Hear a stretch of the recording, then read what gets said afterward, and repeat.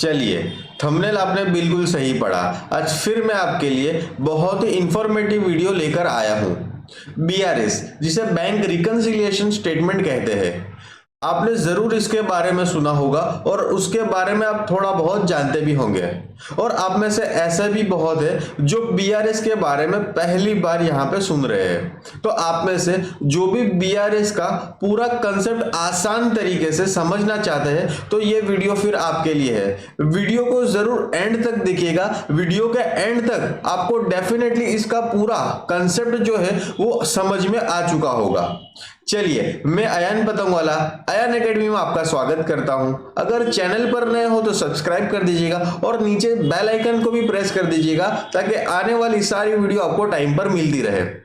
देखिए, बीआरएस, यहां पे सबसे पहले हमको यह समझना है कि बीआरएस होता क्या है। तो यहां पे बीआरएस, इसे कहते हैं बैंक को रिकंसाइल करना अपने बुक्स के साथ। बीआरएस किसे कहते हैं? बैंक को रिकंसाइल करना अपने बुक्स के साथ। अगर और आसान भाषा में हम समझे तो यहां पे बैंक का मतलब होता है हमारा बैंक स्टेटमेंट, और यहां पे रिकंसाइल का मतलब होता है मैच करना, और यहां पे बुक्स का मतलब होता है टैली की बात हो रही है। तो हमें बैंक के स्टेटमेंट को मैच करना है अपने टैली के साथ, या फिर ऐसा बोले कि हम अपने टैली को मैच करेंगे अपने बैंक स्टेटमेंट के साथ।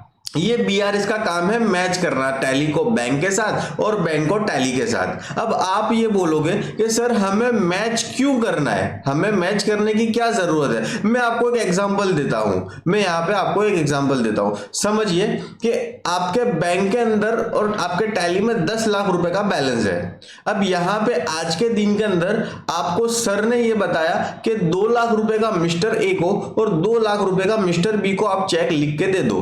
तो टैली के अंदर आप क्या करोगे? मिस्टर ए के सामने आप 2 लाख का एंट्री पास कर दोगे पेमेंट का, और मिस्टर बी के भी सामने 2 लाख का एंट्री पास कर दोगे पेमेंट का। अब आपके टैली के अंदर बैलेंस हो जाएगा 6 लाख रुपए।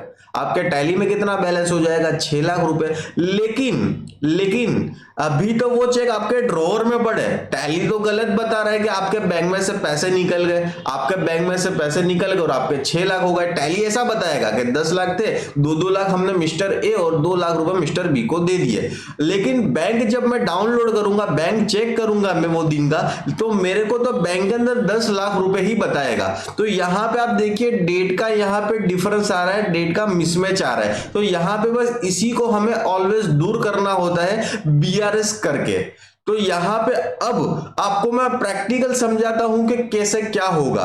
आपको यहां से अब समझना है। देखिए, यहां पे सबसे पहले हम अपने टैली प्राइम के अंदर आ जाते हैं, और यहां पे आए बाद यहां पे मैं 1/4 के अंदर यहां पे मैंने कुछ ट्रांजैक्शन जो है रिकॉर्ड करे हैं। यहां पे समझिएगा, देखिए मैंने माल बेच के ये 3 लोगों के पास, मिस्टर ए के पास से, मिस्टर अकबर के पास से और मिस्टर एंथनी के पास से मेरे को पैसा आया है 2 लाख रुपए, 5 लाख रुपए और 1 लाख रुपए।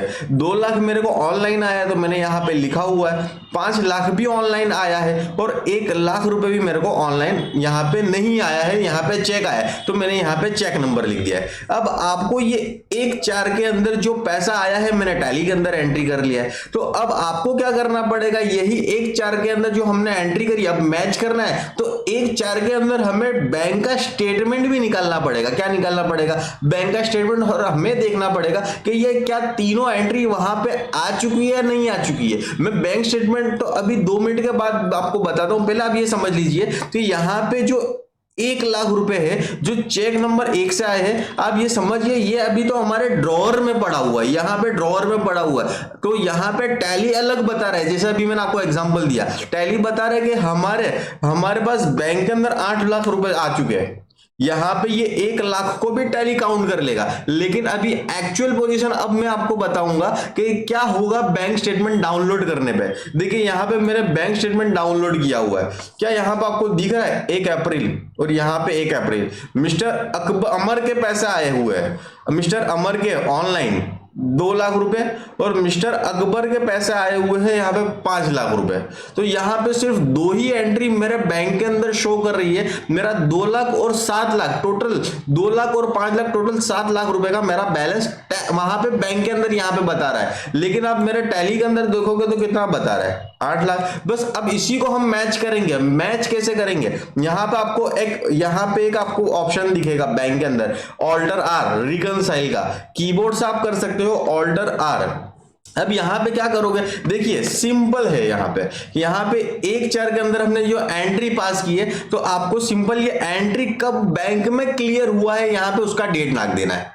क्या करोगे आप, यहाँ पे बैंक का डेट नाप दोगे। अब यहाँ पे 3 एंट्री है मेरा, तो 2 लाख और 5 लाख मेरा है, तो मैं 2 लाख मेरा पास हो गया। आप देख लो यहाँ पे, अभी मैं आपको बता देता हूँ, ये 2 लाख रुपए मिस्टर अमर से पास हो चुके हैं। तो मैं यहाँ पे क्या करूंगा, मिस्टर अमर के सामने मैं लिख दूंगा कि ये 1/4 को भाई ये पास हो गया 2 लाख। ठीक है, अब यहाँ पे आप देखो बैलेंस एज पर बैंक मेरा वहां पे 1/4 लिखने से यहाँ पे 2 लाख रुपए आ चुका है। अब देखोगे यहाँ पे, आप देखोगे दूसरा जो ट्रांजेक्शन है वो अकबर के मेरे को 5 लाख रुपए आए। ठीक है, तो यहाँ पे अब मैं फिर से टैली के अंदर आऊंगा और टैली के अंदर आके अकबर के सामने बैंक का डेट नाप दूंगा कि ये 1/4 आ चुका है। देखिए अभी मैंने एंटर नहीं मारा, अभी यहाँ पे जैसे ही ऊपर एंटर मारूंगा यहाँ पे बैलेंस देखिए 7 लाख हो गया। क्या समझ में आया आपको? तो यहाँ पे हमने 1/4 का यहाँ पे हमने ये रिकनसाइल कर दिया। देखिए अब यहाँ पे 1/4 को मेरा अंदर ऑल्टर आर के अंदर रिकनसाइल में यहाँ पे बैलेंस एज पर बैंक यहाँ पे भी 7 लाख बताएगा और यहाँ पे बैंक स्टेटमेंट के अंदर भी यहाँ पे 7 लाख रुपए बताने वाला है। अब मैं क्या करूंगा, अभी मैं इसको यहाँ पे मैं इसको सेव कर देता हूँ। 1 लाख रुपए अभी क्लियर हुआ नहीं है, देखिए 1 लाख, तो वहां पे मैं डेट नहीं नाखूंगा, मैं एंटर मार के इसको सेव कर देता हूँ। अब मैं ऑल्टर आर फिर से करूंगा, तो आपको ये देखने को मिलेगा वो 2 पास जो क्लियर हो चुका है पैसा, वो अब यहां से निकल चुका होगा। क्या आपको समझ में आया? अब ये यहाँ पे टैली अंदर रिकनसाइल में ऐसा बताएगा। यहाँ पे आप देखोगे कि बैलेंस आपका बाहर बुक्स पे है 8 लाख रुपए, लेकिन 1 लाख रुपए रिफ्लेक्ट नहीं हुए। कौन से नहीं हुए? तो यहाँ पे ये 1 लाख जो हमको चेक मिला, चेक अभी ड्रॉवर में 2 तारीख को सुबह में जमा कराऊंगा, शाम को पैसा आएगा। तो हो सकता है 2 तारीख के बैंक स्टेटमेंट में ये आ जाए, 2 तारीख के बैंक स्टेटमेंट में आ जाए। ठीक है, तो मतलब यहाँ पे जो रिकनसाइल होता जाएगा यहां से निकलता भी जाएगा। अब मैं बाहर आ जाता हूं। अब मैंने 2 तारीख के अंदर मैंने कुछ ट्रांजेक्शन रिकॉर्ड करे हैं। देखिए यहाँ पे मैंने क्या करा है, 50,000 रुपए जो मैंने किसी को चेक दिया है, किसको दिया है, तो यहाँ पे करण को मैंने चेक दिया है 50,000 रुपए का। चेक सिर्फ दिया है, चेक दिया है, और मैंने 1.5 लाख रुपए ऑनलाइन किसी के अकाउंट में पैसा डाल दिया है। अकाउंट में किसी के पैसे डाल दिए, क्या नाम है, तो यहाँ पे अर्जुन के अकाउंट में नाम दिया। मतलब 2 तारीख को मैंने 2 लोगों को पैसे दिए हैं। यहाँ पे एक को चेक दिया है करण को जो 50,000 है, जो यहाँ पे आप देख सकते हो 50,000 रुपए, और यहाँ पे 1.5 लाख रुपए जो अर्जुन को मैंने दिए है वो ऑनलाइन करे हुए। अब 2 तारीख का मैंने ये काम कर दिया अपने टैली के अंदर। अब मैं क्या करूंगा, फिर से ऑल्टर आर करूंगा, तो ये 1 लाख रुपए का तो एंट्री खड़ा ही बताएगा, और यहाँ पे 2 और एंट्री आ चुकी है, और देखो यहाँ पे हमारा 1 तारीख का क्लोजिंग बैलेंस यहाँ पे हमको वापस से बताएगा। अब मैं यहाँ पे आता हूँ बैंक स्टेटमेंट में, और मेरे बैंक स्टेटमेंट में आपको बताता हूँ कि 2 तारीख में एंट्री कौन सा पास हो चुका है।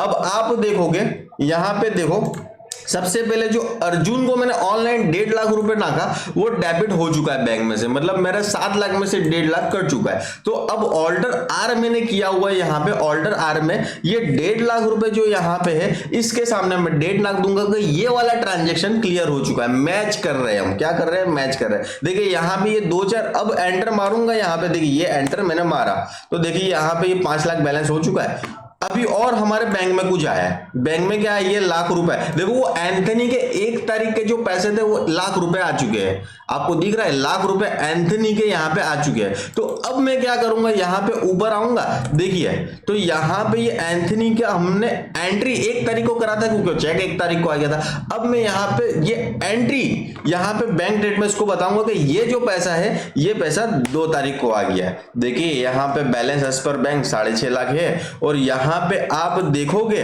6.5 लाख रुपए हमारा बैलेंस अंदर रिकनसाइल में भी मिल रहा है। हम मैच कर रहे हैं इस तरह से, क्या कर रहे हैं, टैली को हम मैच कर रहे हैं अपने बैंक स्टेटमेंट के अंदर। चलिए अब यहाँ पे मैं यहाँ पे अब एंटर मार दूंगा। अब आप देखोगे यहाँ पे ये वाला जो 50,000 है, ये जो चेक हमने दिया था तो वो अभी लेके गए, अभी वो हो सकता है कल भरेगा, तो हो सकता है कल के दिन में वो क्लियर हो, आज के दिन में तो ये ऐसा ही खड़ा रहेगा। चलिए मैं एंटर मार के सेव कर देता हूं। अब ऑल्टर आर में आपको सिर्फ वो 50,000 देखने को यहाँ पे मिलने वाला है जो यहाँ पे क्लियर नहीं हुआ, और ये तो यहाँ पे नीचे बैंक का स्टेटमेंट हमको यहाँ पे दिखाने वाला है। अब यहाँ पे हम देखते हैं 3 तारीख को क्या हुआ है। तो मैंने 3 तारीख को देखोगे यहाँ पे 3 तारीख के अंदर कोई भी एंट्री नहीं है, मतलब 3 तारीख को कुछ भी हमारे पास आया नहीं था, इसलिए हमने टैली में एंट्री नहीं किया है। लेकिन आपको 3 तारीख के अंदर बैंक का स्टेटमेंट तो निकालना ही है, तो मैंने यहाँ पे ऑलरेडी निकाला हुआ है। मैं आपको बता देता हूं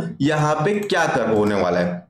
देखिए सबसे पहले तो 3 तारीख को ये करण का चेक पास हो चुका है, दिख रहा है आपको करण का चेक। तो अब मैं ऑल्टर आर में जाऊंगा तो आप देखोगे ये 50,000 रुपए है, ठीक है। तो यहाँ पे करण के 2 तारीख का जो हमने पैसा दिया वो कब क्लियर हुआ, 3 तारीख को। यहाँ पे आपको दिख रहा है 3 तारीख के अंदर, तो 3 तारीख के अंदर यहाँ पे टैली में डेट तो नाक देंगे, लेकिन आप देखोगे यहाँ पे 2 और एंट्री आया है। 3 तारीख को बैंक इंटरेस्ट इनकम का एंट्री आया 1500 रुपए, ठीक है, यहां पर आपको देखने को मिलेगा, और ये बैंक चार्जेस भी देखने को मिलेगा 17.70। तो अब ये क्या करना पड़ेगा, ये जो ज्यादा की एंट्री आई है, जो मैंने स्टेटमेंट को डाउनलोड किया और फिर मेरे को पता चला, तो आपको ये 2 एंट्री क्या करना पड़ेगा, रिकनसाइल करने से पहले इसको टैली के अंदर आपको डाल देना पड़ेगा, क्योंकि हमें मैच करना है। अभी तक टैली के अंदर जो था वही चीज आ रहा था, कहां पे, स्टेटमेंट में, तो हम वहां पे डेट नाक देते थे बैंक के स्टेटमेंट में देख के। लेकिन अभी हमने बैंक जो 3 तारीख में देखा, टैली में कुछ नहीं है, लेकिन बैंक के स्टेटमेंट में चीजें आई हुई है, यहां पे 2 एक्स्ट्रा इंटरेस्ट इनकम और बैंक चार्जेस। तो ये हमको क्या करना पड़ेगा,